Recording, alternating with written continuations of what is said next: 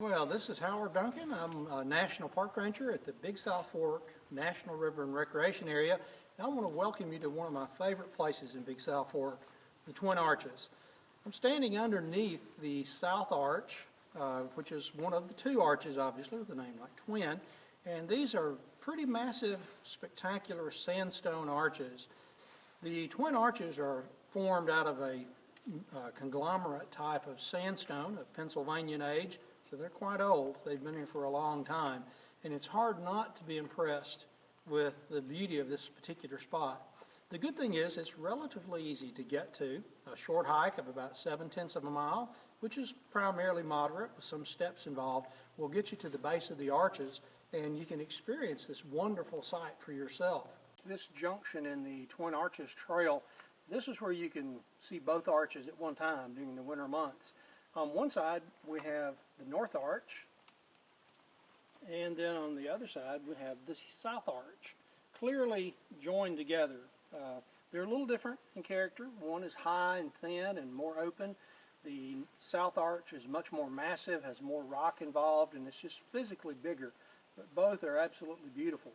This is also the point where you can make a decision about which way you want to go back. Either the way you came in, across the top of the arches, or coming in from the other side on the base of the cliff line. This is also the point where you could choose to do the Twin Arches Loop Trail, which is a longer 4.6 mile loop, which is really a great half-day hike. 4 hours for most folks. Takes you to some great rock shelters, huge cliffs, an old home site called Jake's Place, and of course Cherritt Creek Lodge.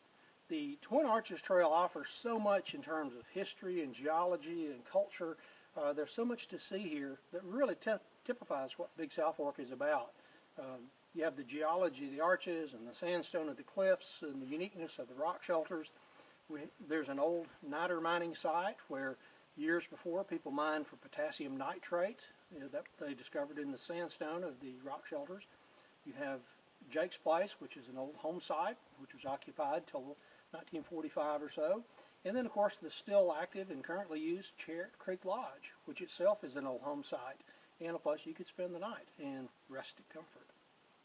But if you'd like more information, you can call the Bandy Creek Visitor Center at 423-286-7275, and the friendly rangers there will be glad to help you find a hike to make it your park.